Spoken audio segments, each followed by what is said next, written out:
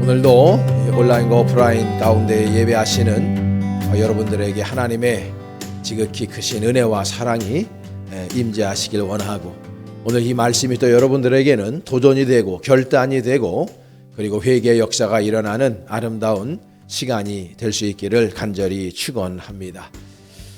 어느 나라 어느 시대든지 최고의 영웅들은 있습니다. 최고의 영웅들은 자신이 속한 공동체나 아니면 자신이 속한 국가, 부족, 이런 나라들이 가장 행복한 나라, 가장 강한 나라, 가장 멋진 나라, 가장 이름난 나라로 만드는 데 있어서 최고로 열정적으로 일하는 사람들이 아닐까, 그런 생각을 합니다. 고대의 아테네에 살았던 플라톤도 예외는 아니었습니다. 그는 그의 탁월한 책 국가라고 하는 책에서 그가 꿈꾸는 사회를 정의가 실현되는 사회여야 된다라고 초지일간 이야기했습니다. 그렇다면 어떻게 해야 정의가 흐르는 사회가 될 것인가? 플라톤은 직설적으로 이야기합니다. 각계각층에 있는 사람들이 자신의 위치를 올곧게 지키면 된다라고 이야기를 했습니다. 너무나도 당연한 말입니다. 플라톤은 전 모든 사람들을 세 부류로 나눴습니다. 첫째는 통치자, 두 번째로는 수호자, 그리고 세 번째로는 일반 시민으로 나누었는데요. 통치자들에게 필요한 것은 지혜, 수호자들에게 필요한 것은 용기, 그리고 일반 시민들에게 필요한 것은 절제다, 그렇게 얘기를 했습니다. 그러니까 이 세 부류에 있는 모든 사람들이 자신의 위치에서 지혜를 발휘하고 용기 있게 나가 싸우며, 그리고 자신의 분수를 알고 절제할 수 있는 삶을 살아갈 때, 다시 말해서 자신들의 위치를 그 자리에서 잘 지킬 때 그 나라가 바로 정의로운 나라가 될 것이고, 가장 이 플라톤이 희구했던 이데아의 세계가 바로 그런 나라였다라는 것을 알 수가 있습니다. 그래서 이 지혜라고 하는 것, 통치자들에게 가장 필요한 지혜를 이야기할 때 플라톤은 말합니다. 지혜라는 것이 무엇이냐면 모든 국가, 모든 사람들을 이롭게 하는 것이다. 모든 사람들을 위해야 하는 것이다 라고 이야기를 하고 있습니다. 어느 그룹만 위하는 것이 아니라 모든 국가 사람들에게 다 이익을 줄 수 있게 통치를 해야 된다. 그것이 바로 진정한 지혜자이고, 그런 사람들을 통해서 세상은 정의롭게 바뀌어 나갈 것이다 라고 이야기를 했습니다. 3월 9일 날 대통령 선거가 있는데 누가 대통령이 되든지 플라톤의 국가에서의 이야기를 반드시 마음에 새겨야 되지 않을까라는 생각을 하게 됩니다. 어찌되었든 오늘 본문에 등장하는 최고의 이스라엘의 선지자 중에 한 명인 예레미야도 예외는 아니었습니다. 이분도 자신이 섬기고 자신이 태어나 자란 이스라엘이 가장 전 세계적으로 부국강령한 나라가 되고 가장 행복하고 멋진 나라가 되기를 바라는 마음으로 그는 40년 넘게 선지자의 활동을 했던 사람이었습니다. 이분은 항상 하나님 아버지를 향한 열정이 있었고, 그리고 이스라엘 백성들을 향한 열정이 있었습니다. 그래서 하나님 아버지를 올곧게 예배하는 나라, 하나님을 올곧게 전인격으로 찬양하는 나라, 하나님만 올곧게 섬기는 나라, 그 날마다 예배가 살아나고 하나님께서 이끄셨던 그 선민으로서의 자격의 충분 요건을 갖춘 나라가 되기를 바라는 마음으로 선지자의 역할을 감당했던 사람이 예레미야였습니다. 이 사람 예레미야라고 하는 이름의 뜻은 여호와께서 세우신다 라는 의미를 가지고 있습니다. 예루살렘에서 북동쪽으로 4km 정도 가게 되면 아나돗이라고 하는 지역이 있는데 베냐민 지파의 구역입니다. 거기에 hil기야라고 하는 제사장이 있었고 그 hil기야의 아들이 바로 예레미야입니다. 이 예레미야는 태어나기 전에 이미 하나님 아버지로부터 우리나라 말로 하면 점지를 받은 사람이에요. 뭘로 점지받았느냐? 예언자로 점지받은 사람이에요. 그리고 이분은 20세 정도가 되었을 때에 실제적으로 하나님 아버지 앞에 콜링을 받습니다. 그래서 거기에서 하나님께서 뭐라고 하냐면 너는 장가도 가지 말아라. 그렇게 이야기를 합니다. 혼자 삽니다. 그뿐만이 아니라 자신들의 가장 친한 친구들, 가장 좋아하는 지인들에게도 외면당하는 삶을 살았어요. 그러니까 이 사람의 인생은 너무나도 불안하고 불우하고 불행한 삶을 살았어요. 세상적으로 보면 말이죠. 그리고 예레미야는 수많은 사람들이 그가 예언 활동을 했을 때 그의 말씀을 듣지 아니하고 예레미야를 몇 번이나 죽이려고 했고, 그리고 그 사람을 조롱하고 멸시하면서 하나님의 메시지를 증거하지 못하게 그 시대에 그 사람의 입을 틀어막으려고 노력을 했습니다. 그래서 예레미야의 별명이 뭐냐 하면 눈물의 선지자입니다. 왜 눈물의 선지자냐? 예레미야는 날마다 애통하는 마음을 가지고 눈물을 흘릴 수밖에 없었어요. 정의로우신 하나님 아버지, 의로우신 하나님 아버지, 그의 눈으로 바라볼 때 이스라엘은 망하는 길로 가고 있었습니다. 그래서 바벨론이라고 하는 몽둥이를 들어서 하나님께서 이스라엘 백성을 징치하셔야 된다고 하는 것을 이 예레미야는 홀로 깨닫고 있는 거예요. 근데 문제는 뭐냐면 이스라엘 백성들이 그걸 정신 차리지 못하고 영적으로 완벽하게 무감각해짐으로 말미암아 하나님 아버지의 메시지를 듣지 않고 있었기 때문에 그 안타까운 심정을 가지고 눈물을 흘리면서 정신을 좀 차려야 된다고, 하나님 아버지께서 지금 몽둥이를 들어서 우리를 징치하고 징계하시려고 한다고, 우리를 심판하시려고 한다고 이스라엘 백성들 정신을 차려야 된다고 이야기해도 이스라엘 사람들은 들으려 하지 않았어요. 그러니까 너무 답답한 마음에 예레미야는 울면서 날마다 하나님의 복음을 증거해야만 했기 때문에 그는 눈물의 선지자라고 하는 별명을 갖게 된 것입니다. 그는 바벨론 왕을 섬길 것을 이야기했습니다. 유대인들에게는 받아들일 수 없는 것입니다. 저 무지몽매한 바벨론 왕을 어떻게 섬길 수 있느냐, 매국노라고 치부받았습니다. 거짓 예언자라고 사람들이 그를 조롱하고 그를 투옥하고 압박하고 겁박하고 위협하고 그를 박해하고 그를 감옥에 가두었습니다. 그러나 그럼에도 불구하고 예레미야는 하나님을 경외하고 그분의 말씀에 온전히 순종하는 삶을 살았고, 더 나아가서 진정 이스라엘 백성들을 사랑하는 마음을 가지고 애통하는 마음을 가지고 메시지를 전했던 사람이었습니다. 저는 예레미야서를 바라볼 때마다 같이 메시지를 증거하는 사람으로서 얼마나 답답했을까, 얼마나 힘들었으면 눈물의 선지자가 되었을까 라고 하는 것을 제 마음속에 생각해 볼 때마다 저도 안타까운 마음을 가지게 됩니다. 예레미야는 52장으로 이루어져 있습니다. 그 중에서 이 유다를 향한 심판의 메시지를 예레미야는 12번이나 이야기해요. 그 12편의 메시지 가운데서 오늘 메시지는 8번째 메시지에 속해져 있는 결론절입니다. 오늘 보면 7절에 보면 예레미야는 이렇게 말합니다. 여호와여, 주께서 나를 권유하심으로 내가 그 권유를 받아싸우며 주께서 나보다 강하게 이기셨으므로 내가 조롱거리가 되니 사람마다 종일토록 나를 조롱하나이다 이야기하고 있어요. 이 말씀을 유진 피터슨이 쓴 메시지 성경에 보면 이렇게 번역하고 있어요. 하나님, 주께서 저를 이렇게 만드셨으니 저는 따를 수밖에 없습니다. 저는 주님을 이길 수 없습니다. 이제 저는 공개적인 놀림감이 되었습니다. 모든 자들이 저를 놀려댑니다. 이렇게 적어놓고 있어요.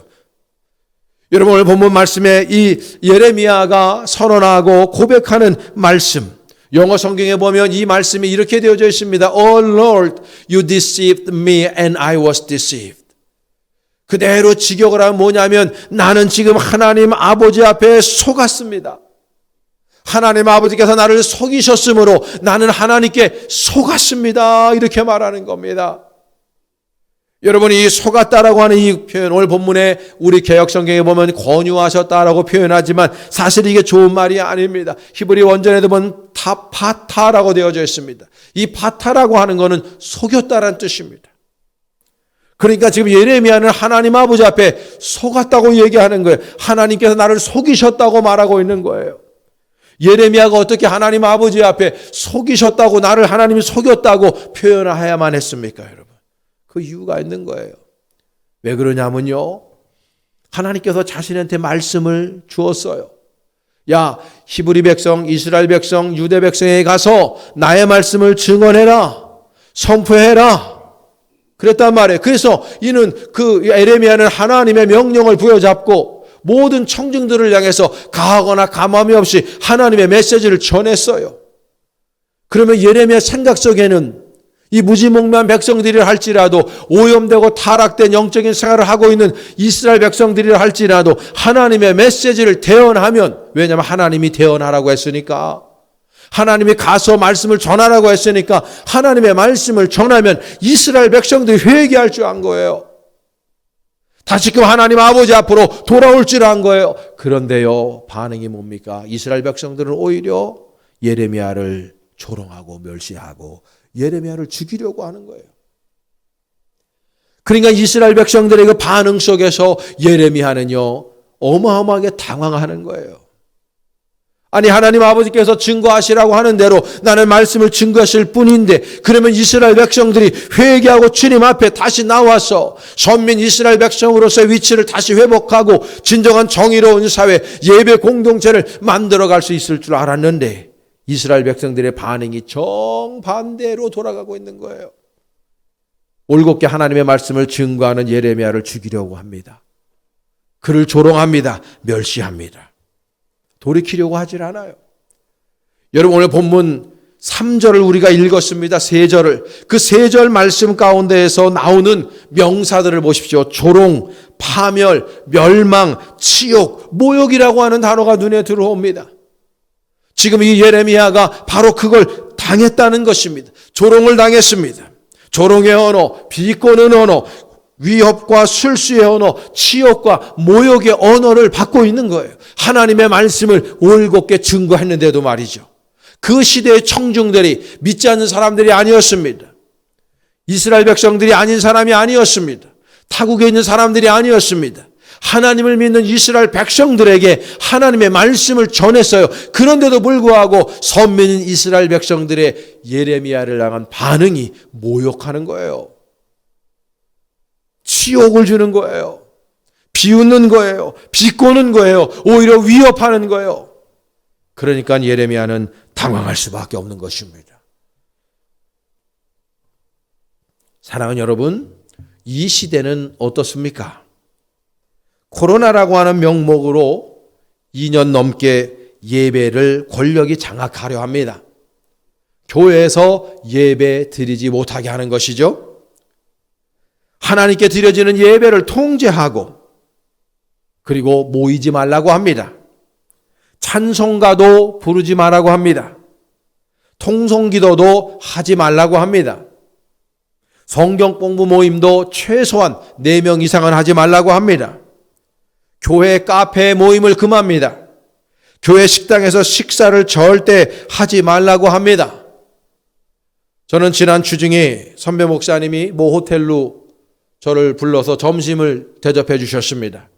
꽤 유명한 호텔이었는데 그 안에 한 150명 정도가 모여서 식사를 했는데요. 빈자리를 찾아볼 수가 없었습니다. 접시를 들고 다니면서 음식을 걷다가 놓고 자리에 앉아서 마스크를 벗고 100명 넘는 사람들이 웃으면서 대화하면서 그렇게 식사를 하는 모습을 봅니다. 여러분들도 일주일 내내 어디 다니다 보면 직장 다니고 어디 다니다 보면 식당에서 식사들을 하실 거예요. 마스크 벗고 당연히 밥을 먹어야 되죠. 마스크 쓰고 어떻게 밥을 먹습니까? 그런데 교회에서는 밥 먹지 말라고 합니다. 런닝머신에서는 걸으라고 합니다. 런닝머신이 왜 필요합니까? 운동은 하되 사우나는 하지 말라고 합니다. 샤워는 하지 말라고 합니다. 목회자들 보고 마스크를 끼고 말씀을 전하라고 합니다. 입에 재갈을 무리는 것이죠. 지금 의식이 깨어져 있는 사람들이 들고 일어나고 있습니다.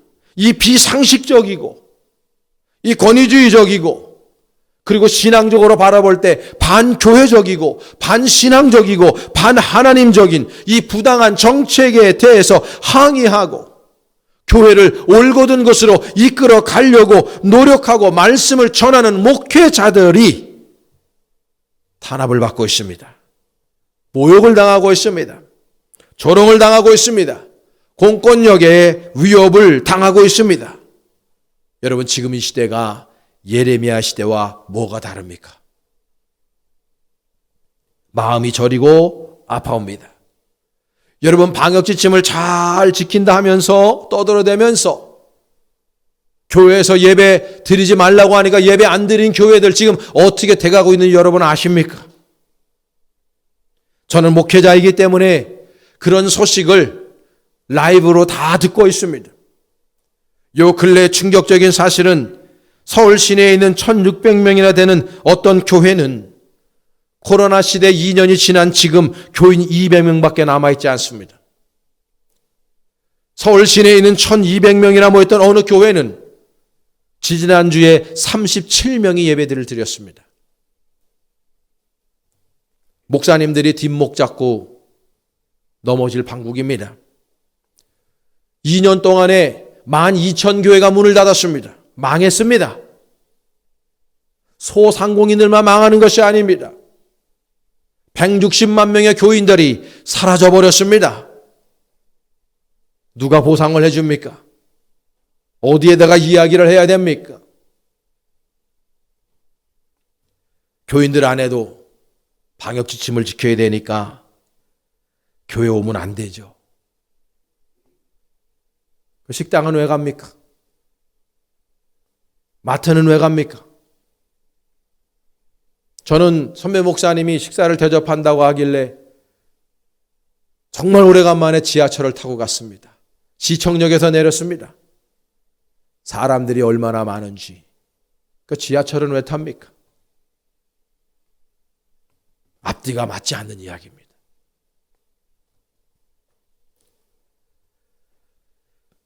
교회 예산과 결산이 다 줄었습니다. 조금 준 것이 아니라 어떤 교회는 70% 줄은 데도 있습니다. 보편적으로 30% 이상 다 줄었습니다. 그래서 부목사님을 잘라야 됩니다. 전도사들을 잘라야 됩니다. 교회 사역자들을 잘라야 됩니다. 선교사님들의 주는 선교비를 잘라야 됩니다. 그래서 수많은 선교사들이 지금 한국으로 돌아오거나 있는 그 선교지에서 무릎 꿇고 하나님 아버지 앞에 눈물로 호소하고 있는 사람들이 여러분 얼마나 많이 있는지 아십니까?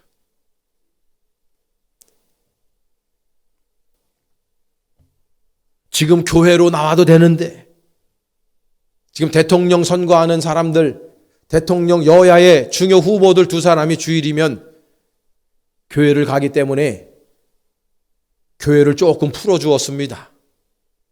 그래서 지금 웬만하면 방역 다 2번 이상 백신을 맞으면 많은 사람들이 모여서 예배 드릴 수 있어요. 그래서 목사님들이 이제 교회 나오셔도 됩니다. 다 광고하고 교인들에게 전도사님들이나 개인적으로 전화해서 교회 나오셔도 됩니다라고 다 했어요. 근데 교인들이 교회를 안 나와요. 왜 그렇습니까? 믿음이 없는 거죠. 갈급함이 없는 거예요. 하나님을 향한 절대적인 믿음이 없었던 거예요. 교회 교육이 잘못됐던 것이고 훈련이 없었던 거예요. 교회에 겉만 번지르르 했지 속은 완벽하게 영적으로 병들어 있었던 거예요. 그러니까 교인들이 교회 나와도 된다고 하는데 교회 나오지를 않아요. 열심을 다해 여행은 다닙니다. 돈 쓸 데가 없으니까 차를 삽니다.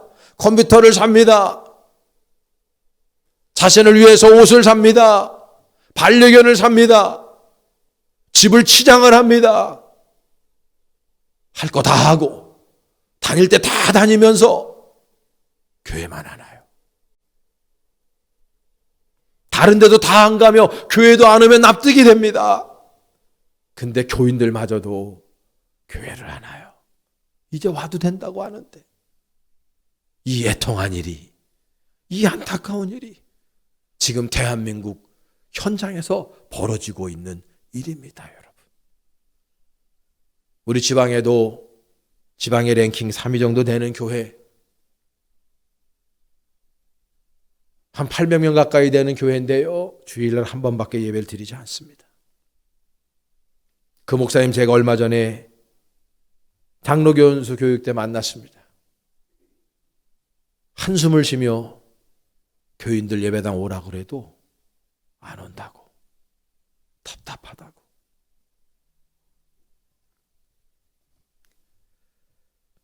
온라인 예배의 즐거움을, 편리함을 교인들이 알았습니다. 그래서 교인들의 마음과 정신과 영혼이 병들었어요. 굳이 교회 안 나오고 집에서 온라인으로 드리면 되니까, 아니면 어디 저 제주도 놀러 가서 드리면 되니까 그 편리함에 빠져 있어요. 마치 중이 고기 맛을 알아버린 격입니다. 농부가 도시의 화려함에 마음을 뺏긴 격입니다. 여러분, 우리는요, 정신을 차려야 됩니다.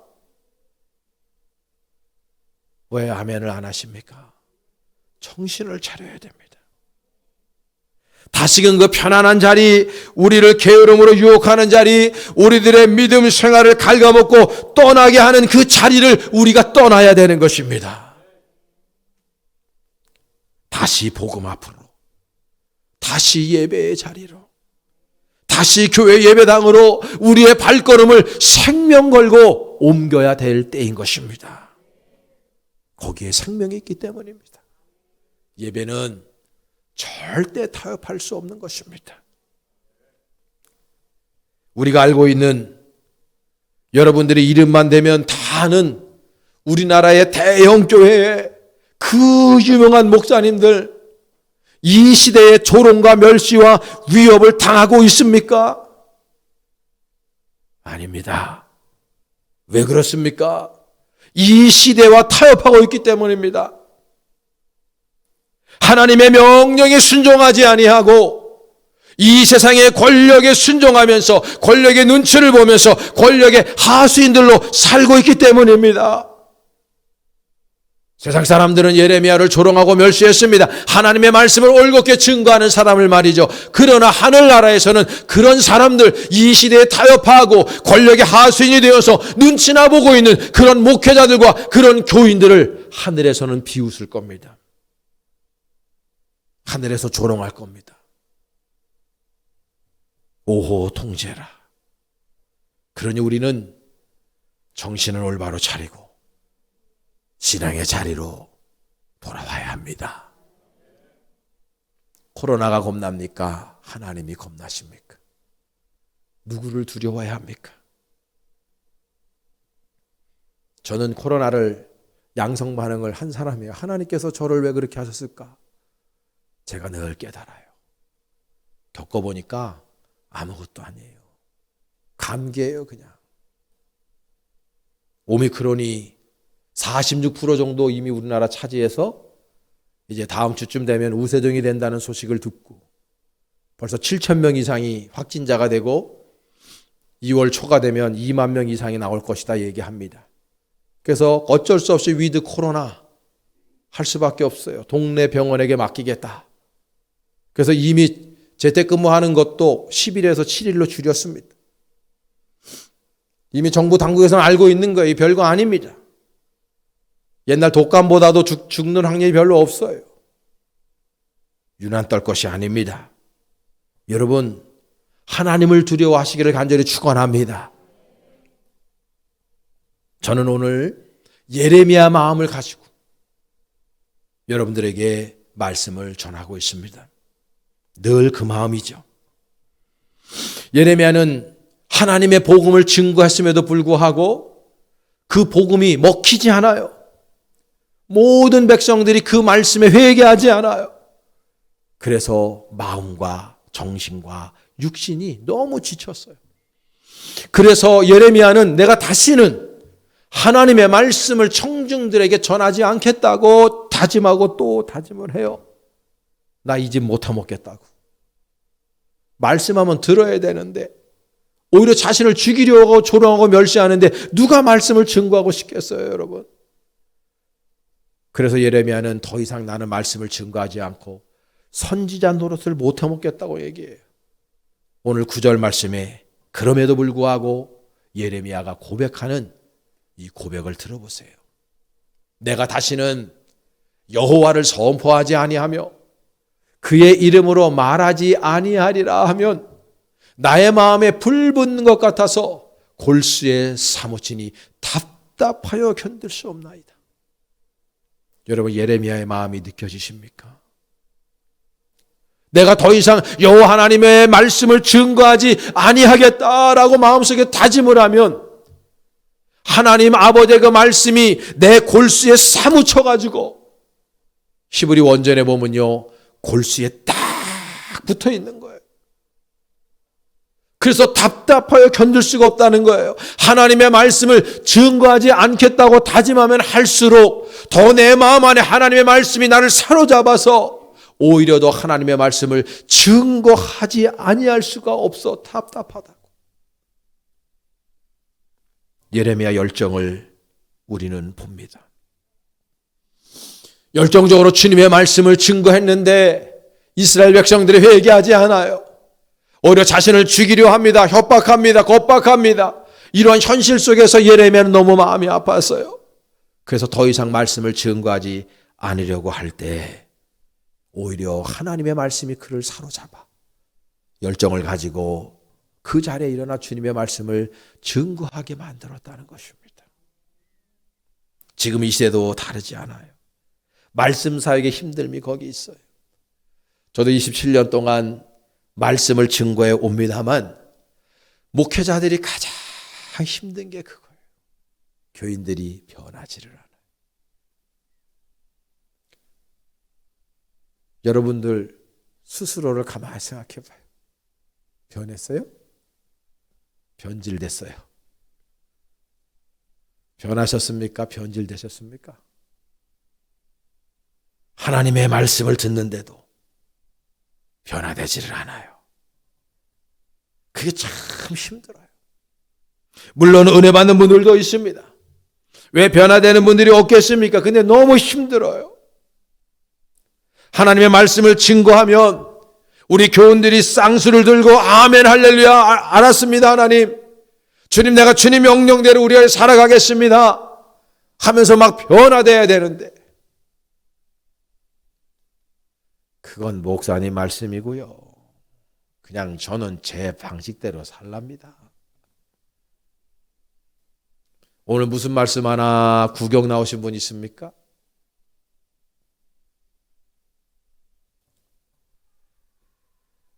이 시대에 타협하지 않는 하나님의 말씀을 증거하면 사람들에게 오히려 외면당해요. 오히려 무시당해요. 설교가 부담스럽다는 소리를 듣습니다. 그냥 목사님 우리 마음 편한 설교해 주세요. 그냥 좀 웃겨주세요. 성공하는 설교해 주세요. 어떻게 하면 행복한지 설교해 주세요. 내가 사업이 안 되는데 어떻게 하면 사업 잘 되는지 말씀으로 풀어주세요. 다 자기 중심적인 생각. 다 나의 마음을 즐겁게 하고 내 귀를 즐겁게 하고 좀 편하게 하는 설교. 그런 메시지를 듣기 원하시지 않습니까, 여러분?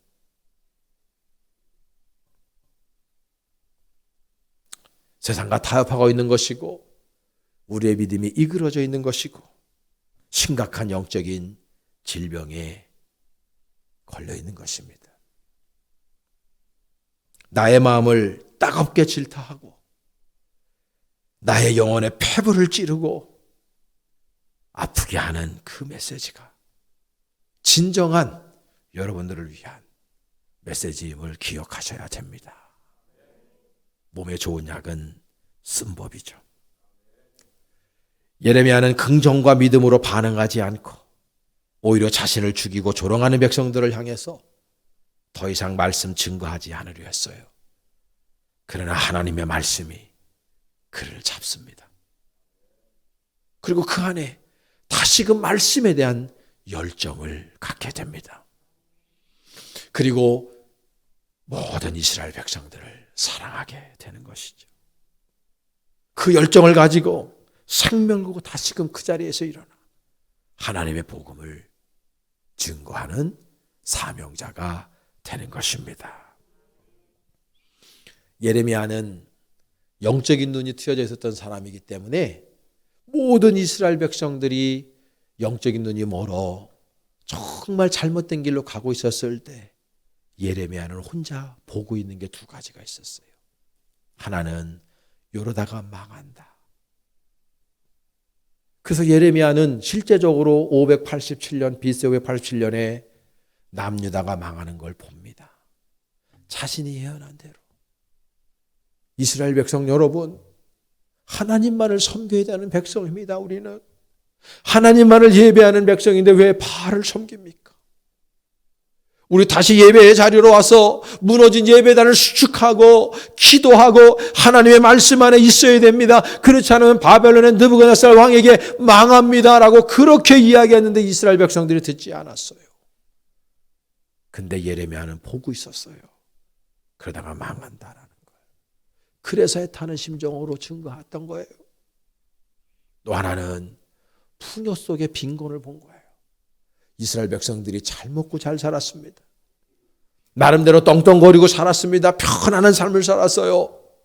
그런데 이스라엘 백성들의 영혼의 상태가 너무나 피폐해져 있는 거예요. 영혼이 공허한 거예요.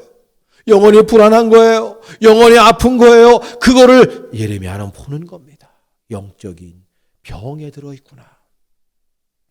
그래서 예레미야는 사랑의 마음으로, 절규하는 마음으로, 안타까운 마음으로 이스라엘 백성들에게 회개하고 돌이킬 것에 대해서 조질간 말씀을 전하지 아니할 수가 없었던 거예요. 영의 눈이 뜨여져 있었기 때문에. 사랑하는 성도 여러분, 우리도 영의 눈을 떠야 됩니다. 영의 귀가 열려야 됩니다. 그래야 영적 분별력이 생겨요. 세상 모든 사람들이 넓은 길로 가고 성공의 길로 간다는 그 길이 결국 죽음의 길일 수 있고 사망의 길일 수 있음을 왜 모릅니까? 영적인 눈으로 바라봐야 됩니다. 하나님의 시각이 생겨야 되고 하나님의 말씀의 가치관이 생겨야 돼요. 하나님의 시각으로 세상을 바라보고 타자를 바라보고 나를 바라볼 때 지금 내가 어느 길을 향해서 가고 있는지, 무엇이 잘못되어져 있는지 이 세상을 올곧게 직시할 수 있다는 것을 기억해야 됩니다. 세상에 많은 악한 사람들이 여기가 진리가 있고 저기가 진리 있다고 우리를 미혹해도 우리들이 진정 영적인 센서가 열려 있다면은 우리는 하나님의 말씀에 순종하는 사람들이 될 수 있을 줄로 믿습니다. 악이 관영한 시대입니다. 비진리가 판을 치고 있습니다. 악한 이들이 천사의 옷을 입고 변장해서 사람들을 악한 길로 교묘하게 인도하고 있는 이때입니다. 예레미야가 그 시대에 안타까운 심정을 가지고 열정적으로 주님의 복음을 생명 걸고 증거했듯이 영적인 눈과 귀가 열려서 이 시대에 여러분들이 예레미야 열정을 가지고 죽어가는 사람들에게 주님의 복음을 올곧게 선포하고 여러분들도 생명 걸고 예배의 자리, 말씀의 자리, 여호와 하나님을 사랑하는 그 자리를 회복할 수 있기를 주님의 이름으로 간절히 축복.